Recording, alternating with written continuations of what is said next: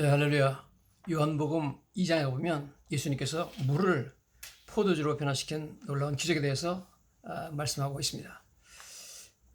제가 이번에 9월 달에 한국에 가서 우리 동기생이 운영하는 충북 노원면에 있는 신명규 동기생이 운영하는 샤인 머스켓 포도원을 가는데, 밤에 아주 포도를 맛있는 포도주를 신선한 것을 따먹은 기억이 납니다. 미국에도 엄청난 포도원들이 있습니다. 특별히 서부의 캘리포니아주 가면 나파밸리하고 소노마밸리라고 해가지고 어마어마한 규모의 포도밭들이 있습니다.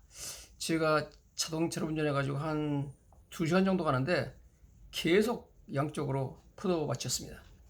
그곳은 전 세계에서 2% 정도의 지역에서만 발견되는 그 건조한 지중해성 기후 지역으로 포도 농사에 가장 적합한 장소라고 합니다.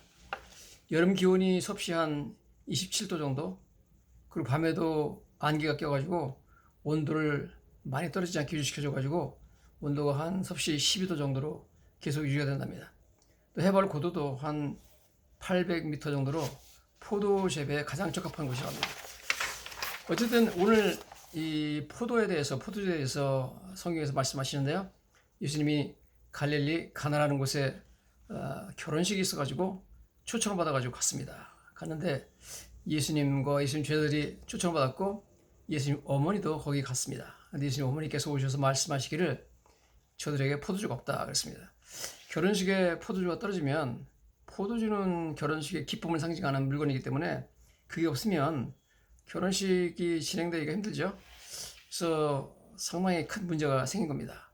그때 예수님께서 거기 하인들에게 어머니를 통해서 말씀을 합니다. 그래서 유대인들이 손을 씻고 뭐 정결 지식을 위해서 두세 통 드는 돌 항아리 6이 있었는데, 하인들에게 말하기를 물을 아기까지 채워라, 가득가득 채우라는 거죠. 그러고 나서 조금 있다가 예수님께서 말씀하시기를 이제는 떠서 연회장에게 갖다 주라. 연회장이라는 것은 모든 그 파티, 이 뱅킷, 결혼식을 주관하는 그런 질 높은 사람 말이죠.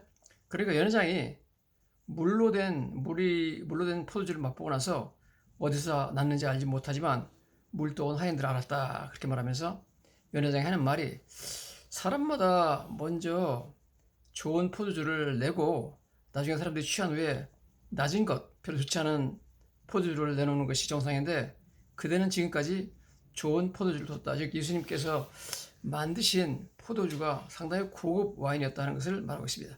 성경은 여기에 대해서 이렇게 말합니다. 예수께서 이 첫 표적을, 첫 기적이죠, 갈릴리 가나에서 행하여 그 영광을 나타내심에 제자들이 그를 믿으리라, 이렇게 말씀을 하고 있습니다. 그래서 처음으로 예수님께서 예수님의 영광을 이 기적을 통해서 나타내셨다, 이렇게 말씀하고 있습니다. 여러분, 포도주를 만드는 과정은 생각보다 엄청나게 복잡합니다. 먼저 포도를 수확해야 됩니다. 그럼 포도를 수확하는 시기가 대단히 중요하죠. 포도의 당도와 산도가 가장 좋을 때를 택해서 그것을 수확해야만 포도의 맛과 향이 제대로 우러나게 되어 있습니다. 그 다음에는 포도를 눌러서 압착하는 과정입니다. 눌러서 으깨는 정도에 따라서 맛이 달라집니다. 이때 포도 가지도 지어가야 됩니다. 세 번째 과정은 초기 발효 과정이죠. 포도주 효모를 집어넣고 발효시키는 과정으로서 가장 중요한 제조 과정입니다. 어떤 효모를 넣느냐에 따라서 맛과 향이 달라지게 되어 있습니다. 또 그것을 강철 통에 넣어가지고 발효시키는가, 참나무 통에 발효시키느냐에 따라서 맛과 향이 또 달라지게 되어 있습니다. 그 다음에 네 번째 과정은 포도주를 추출하는 것이죠. 자연적으로 포도로부터 흘러나온 프리런 주스라는 것을 먼저 채취하고 나머지는 기계로 압착시켜서 주스를 추출합니다. 다섯 번째 과정은 젖산 발효 및 숙성 과정입니다. 와인 속에 있는 톡 쏘는 사과산을 부드러운 젖산으로 발효시키는 것입니다. 이것은 와인에 포함된 박테리아에서 자연스럽게 진행되는데, 이렇게 젖산이 발효되고 숙성하는 데는 보통 1년에서 3년이 걸립니다. 고급 와인은 숙성 과정을 충분히 거쳐야 되면 한 10년 이상 걸립니다. 그 다음에 여섯 번째 과정은 조합, 블렌딩 과정이죠. 여러 가지의 종류의 포도주, 즉 몇 년도에 딴 것이냐, 뭐 얼마나 된 것이냐, 여러 가지 종류의 포도들을 섞어가지고 조합한답니다. 나머지 7번째 과정은 여과, 필터레이션, 필터를 거치게 하는 거죠. 그래서 여과 장치를 통해서 불순물을 제거하는 겁니다. 이렇게 해서 한 10년 정도 고생해서 만들어야만 최고급 포도주가 나온다는 것인데, 예수님께서는 그냥 말씀 한마디로 물을 가득 채워라 그러고 나서 포도를 생산하는 것도 아니고, 예수님은 아주 최고급 잘 숙성된 포도주를 자체를 그 자리에서 말씀 한마디로 그냥 창조해 버리셨습니다. 자, 이 놀라운 예수님의 그 기적에 대해서 미국의 닥터 클리프 루이스라는 분이 논문을 썼는데요. 이 논문은 Science of Jesus Miracle in John 2, 즉 요한복음 2장에 나타난 예수님의 기적의 과학, 이런 글입니다. 이 논문의 주요한 내용은 이런 내용입니다. 요한복음 2장을 읽는 사람들은 보통 예수님께서 행하신 첫 번째 기적의 중요성을 간과한다 그랬습니다. 예수님께서 물을 포도주로 변화시킨 기적은 예수님께서 창조주이심을 입증하는 중요한 사건이었다. 그렇죠? 물을 그냥 포도주로 변화시킨 게 아니라 창조했습니다. 물이 어떻게 포도주가 됩니까? 2장 11절에 예수님께서 이 첫 표적을 갈릴리 가나에서 행하여 그의 영광을 나타내셨다 이렇게 적혀 있습니다. 영광이란 창조주로서의 영광이었습니다. 하나님의 영광이 가장 크게 드러난 사건은 물론 천지창조였습니다. 그러나 예수님은 하나님으로서 갈릴리 가나에서도 아주 겸손한 기적으로 말씀 한마디로 엄청난 양의 포도주를 창조하셨습니다. 이것은 마술이 아니죠. 마술은 현란한 기술로 사람들의 눈을 속이는 것입니다. 그러나 예수님께서는 이 복잡한 7가지의 과정을 거쳐서 10년 정도 걸려되는 최고 포도주를 말씀 한마디로 순식간에 창조해내셨습니다. 물은 수소와 산소만으로 만들어져 있습니다. H2O가 물이잖아요. 그러나 포도주에는 물 외에 당분, 효모, 알코올, 탄소, 질소 등 다양한 성분이 들어있습니다. 도대체 어떻게 물이 순식간에 포도주로 변하느냐? 어떻게 이런 새로운 성분들이 들어가느냐? 어떻게 발효가 일어나느냐? 어떻게 최고급 포도주로서의 향과 맛이 나느냐? 이것은 여러분 그냥 변화시킨 게 아니라 예수님께서 놀라운 창조를 행하신 것이 분명합니다. 물을 포도주로 변화시키려면 물의 원자 구조 자체를 해체시키고 완전히 다른 구조의 물질로 재구성해야 된다.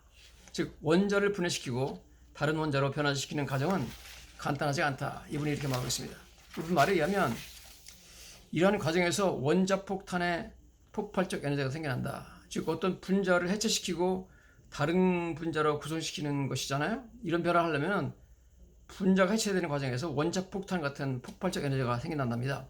원자폭탄 에너지가 바로 원자가 분해되고 재구성되는 과정에서 발생하게 되어 있다는 겁니다. 그러나 예수님은 이런 엄청난 에너지 폭발 없이 물을 포도주로 변화시켰습니다. 즉 예수님은 이 과정에서 원자폭탄 폭발이라는 자연법칙을 잠시 정지시킨 것입니다.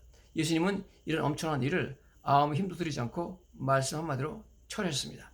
이 기적을 통해서 우리는 하나님이신 예수님께서 자연의 모든 세력들을 완벽히 통제하시며 자연의 물리적들은 모두 예수님의 명령에 따라 순종한다는 사실을 보여주었습니다. 예수님께서 만드신 포도주의 양은 6통인데요. 물 6항아리인데 한 180갈론 한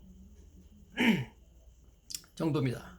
그래서 이게 보통 와인 한 병은 한 0.75리터가 들어가는데 예수님께서 만드신 포도주의 전체 양은 한 보통 포도주 909병의 양입니다. 엄청나게 많은 포도주를 그냥 순간적으로 말씀으로 창조하셨죠. 엄청난 양의 최고 포도주를 순식간에 예수님께서 말씀 한마디로 창조하신 것입니다. 이것은 창조주이신 예수님만이 할 수 있는 놀라운 기적이었습니다. 예수님은 창조주십니다. 할렐루야.